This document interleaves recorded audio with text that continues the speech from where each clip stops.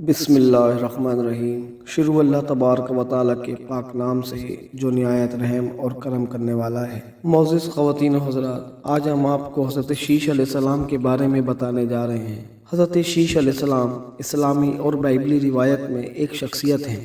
اسلامی روایت میں ان کی شناخت حضرت آدم علیہ السلام کے بیٹے کے طور پر کی گئی ہے اور انہیں ایک نبی اور نیک آدمی بتایا جاتا ہے، اور خیال کیا جاتا ہے کہ وہ حضرت آدم علیہ السلام کے تخلیق کے تقریباً 130 سال کے بعد پیدا ہوئے تھے۔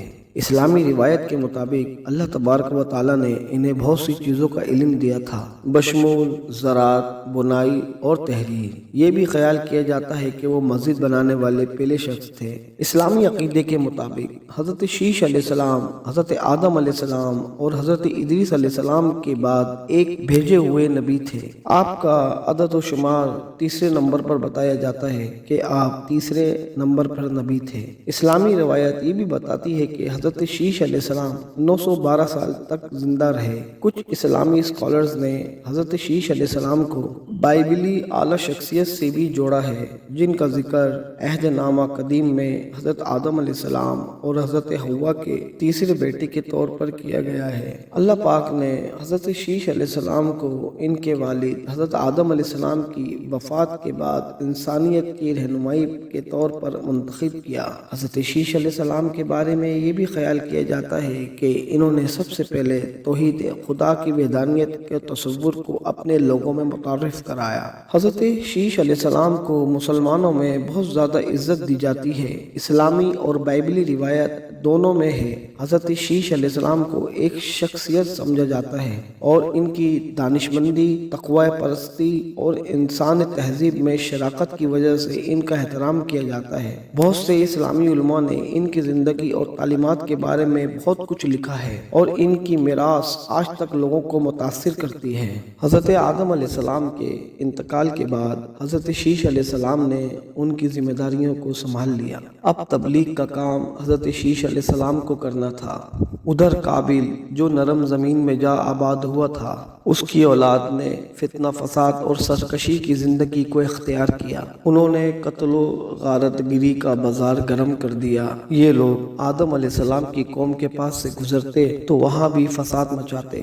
حضرت عباس رضی اللہ تعالیٰ عنہ سورہ احزاب آیت نمبر 33 کی تفصیل کرتے ہوئے فرماتے ہیں، پرانے زمانے کی جاہلیت کی طرح اپنے بناؤ سنگار کا اظہار نہ کیا کرو۔ اس وقت دو نسلیں آباد تھیں، ایک پہاڑ پر اور ایک نرم زمین پر۔ پہاڑوں کے مرد خوش شکل تھے اور عورتیں سیاہ فام تھیں، اور زمین والوں کے مرد سانولے تھے اور عورتیں خوبصورت تھیں۔ اب ابلیس نے اپنا کام شروع کیا۔ وہ انسانی شکل میں نرم زمین والوں کے پاس آیا اور ایک شخص کا غلام بن کر رہنے لگا۔ پھر اس نے بانسری شکل کی ایک چیز ایجاد کی اور اس کو بجانے لگا۔ لوگ اس کی آواز کو سن کر لٹو ہو گئے، اس کے گرد بھیڑ لگا کر سننے لگے۔ پھر ایک دن میلے کا مقرر ہو گیا، اس میں ہزارہ مرد اور عورتیں جمع ہونے لگے۔ اتفاق سے وہاں پر ایک دن ایک پہاڑی آدمی بھی آ گیا۔ اس نے میدانی عورتوں کے حسن و جمال کو دیکھا۔ اس نے اپنے قبیلے والوں سے اس عورت کے حسن و جمال کا ذکر کیا۔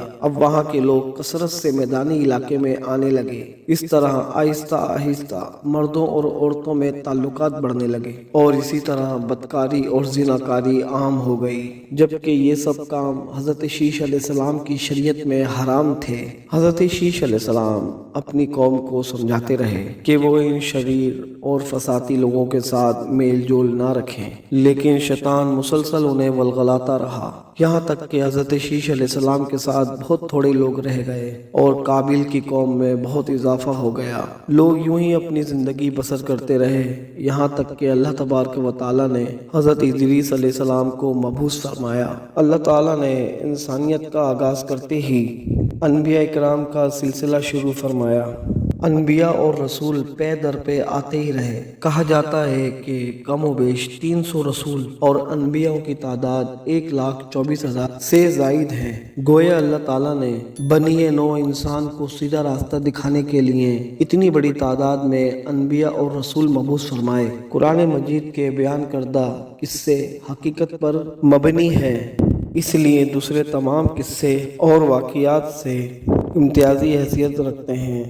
ان کا تعلق خیالات اور ذہنوں سے کھڑی ہوئی باتوں سے نہیں بلکہ وہ زمین پر واقع ہو چکے انسانوں نے اپنی زندگی کے مختلف ادوار میں اس کا مشاہدہ کیا اور پھر یہ واقعات ان لحاظ سے بھی منفرد ہیں کہ عبرت کا باعث ہیں۔ قرآن مجید کے قصے ہرگز لطف اندوز ہونے کے لیے نہیں سنائے گئے بلکہ ان سے تو انسان کو سیدھا راستہ دکھانا مقصود ہے۔ یہ مقصد تھا کہ انسانیت عبرت پکڑے، روز جزا کے بارے میں اپنی آنکھیں کھولے اور قرآن پاک کی ان آیتوں کو پڑھ کر اپنا راستہ منتخب کر لے۔ گزشتہ انبیاء کی امتیں جو بھیانک جرائم کرتی رہی ہیں ان سے اپنا دامن بچا لیں۔ اس لیے انبیاء کے حالات سے واقفیت ازحد ضروری ہے۔ جب تک ہم انبیاء کے واقعات سے روشناس نہیں ہو جاتے اس وقت تک قرآن مجید تک رسائی حاصل نہیں ہو سکتی۔ کتنی بار سیدنا آدم علیہ السلام کا قصہ بیان ہوا ہے، کتنی دفعہ حضرت نوح علیہ السلام کا تذکرہ ہوا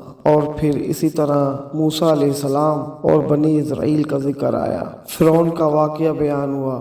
حضرت موسیٰ علیہ السلام اور فرعون کا ذکر تو قریب اکثر مقامات پر آیا ہے اور مسلسل قصہ بیان ہوتا رہتا ہے۔ کتنی صورتیں انبیاء کرام کے نام سے منسوب ہیں، لہٰذا جو شخص ان قصوں سے لا علم ہے وہ قرآن پاک کے ایک بہت بڑے حصے سے محروم ہے۔ ان واقعات سے رہنمائی حاصل کرنے سے ایک مقصد یہ بھی ہے کہ دعوت اللہ کا راستہ معلوم ہو جائے اور لوگوں کو اللہ کی طرف بلانے کا ڈھنگ ہمیں آ جائے۔ اللہ کرے کہ ہم بھی ان لوگوں میں شامل ہو جائیں جو اللہ کے راستے کی طرف دعوت دیتے ہیں، ہم بھی نیکی کا حکم کرنے اور برائی سے روکنے والے بن جائیں۔ یہ تھی آج کی ویڈیو حضرت شیش علیہ السلام کے بارے میں جو کہ قرآن پاک کے قصوں میں بھی موجود ہے۔ اللہ تبارک و تعالیٰ سے دعا ہے کہ وہ بھی ہم سے وہ کام لے جو انہوں نے اپنے نیک بندوں سے لیا۔ اگر آپ کو ہماری یہ ویڈیو اچھی لگی ہو تو ہمارے چینل کو لائک کریے، سبسکرائب کیجیے اور بیل آئیکن کے بٹن کو بھی دبا دیجیے تاکہ ہماری ہر نئی آنے والی ویڈیو آپ تک پہنچتی رہے۔ ملتے ہیں نیکسٹ ویڈیو میں۔